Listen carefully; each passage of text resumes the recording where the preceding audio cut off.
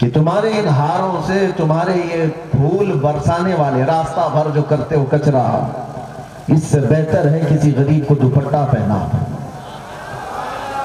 کسی مسکین کو کپڑے پہنا دو، اس کا ثواب تمہیں آخری دم تک ملتا رہے گا۔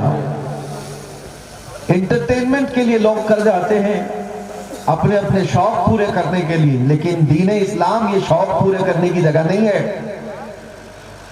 دین اسلام تم سے خرچ ہونے والی ہر چیز کا حساب لیا جائے گا، یہ دین اسلام کہتا ہے۔ آپ کو میں یہاں سے بتا دوں، رسول پاک صلی اللہ تعالیٰ علیہ وسلم کے پاس ایک صحابی آئے، شادی کرنی تھی انہیں، شادی کا وقت ہو گیا لیکن پیسے نہیں تھے۔ حضور پاک صلی اللہ تعالیٰ علیہ وسلم سے انہوں نے کہا مجھے شادی کرنی ہے، شادی کے اخراجات کے لیے کچھ پیسے چاہیے۔ حضور پاک صلی اللہ تعالیٰ علیہ وسلم نے حضرت عثمان غنی کے گھر بھیج دیا۔ عثمان غنی بڑے پیسے والے تھے، بہت مال والے تھے۔ اب وہ غریب صحابی جن کے پاس مال نہیں ہے، دولت نہیں ہے، وہ آئے عثمان غنی کے گھر پر۔ تو جس وقت وہ حضرت عثمان غنی کے دروازے پر آئے، حضرت عثمان چلا رہے تھے، کسی کو ڈانٹ رہے تھے، سخت طریقے سے کسی کو ڈانٹ رہے تھے۔ یہ کان لگا کر سننے لگے، کس کو ڈانٹ رہے ہیں؟ وہ اپنے خادم کو، اپنے غلام کو ڈانٹ رہے ہیں۔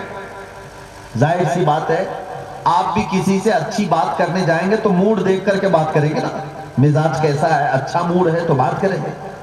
اب وہ صحابی کہتے ہیں اندر حضرت عثمان غنی ڈانٹ رہے تھے اپنے غلام کو، کس بات پر ڈانٹ رہے تھے؟ اس نے چراغ کی بتی تھوڑی زیادہ کر دی تھی، تیل زیادہ جل رہا تھا، تیل خرچہ زیادہ ہو رہا تھا اور چراغ کی بتی زیادہ کر دیا اس نے۔ اس بات پر غلام کو ڈانٹ رہے تھے۔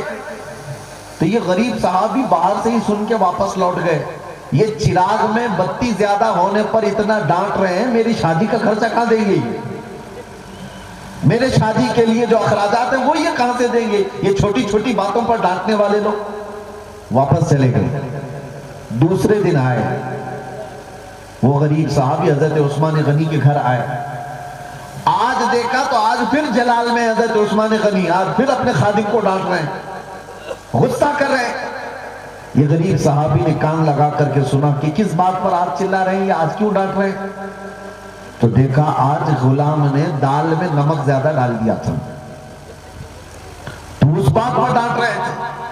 تو اس غریب صحابی نے سوچا جو چراغ کی بتی زیادہ ہو جائے تو ڈانٹ رہا ہو، دال میں تھوڑا نمک زیادہ ہو جائے اس پر ڈانٹ رہا ہو، مجھے شادی کے خرچے کہاں سے دے گا؟ یہ چھوٹی چھوٹی چیزوں پر ڈانٹ رہے ہیں۔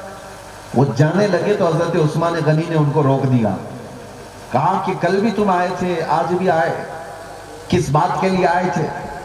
اس صحابی نے کہا مجھے رسول اللہ نے بھیجا ہے۔ حضرت عثمان کھڑے ہو گئے، کہا کہتا کیوں نہیں پھر کہ اللہ کے نبی نے بھیجا ہے؟ انہوں نے کہا میں نے دیکھا کل بھی آپ جلال میں تھے، آج بھی جلال میں ہیں، غصے میں ڈانٹ رہے چھوٹی چھوٹی باتوں پر، لیکن میں تو اپنی شادی کے خرچے مانگنے آیا تھا۔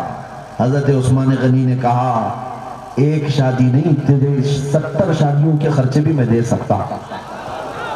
اللہ کے نبی نے اگر فرمایا ہے تو اخراجات میں دوں گا، اور جو تم نے دیکھا مجھے گھر میں غصہ کرتے ہوئے ڈانٹتے ہوئے، وہ اس لیے کہ وہ میری ذات کے لیے تھا۔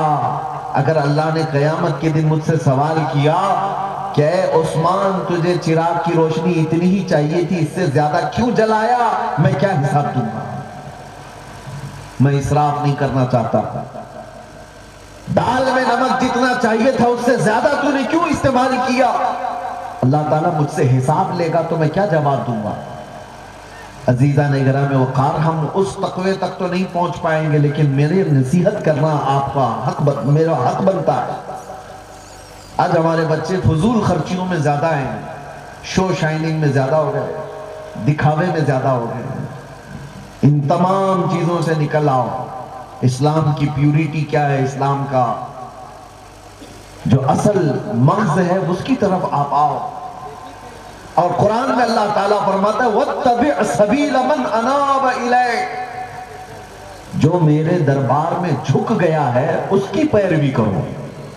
اللہ فرماتا ہے یہ اولیاء کاملین کے پیچھے چلنے کا حکم ہے، جو اللہ کی بارگاہ میں اپنے آپ کو سب سپرد کر چکے ہوں، وہ تمہارے آئیڈیل ہیں۔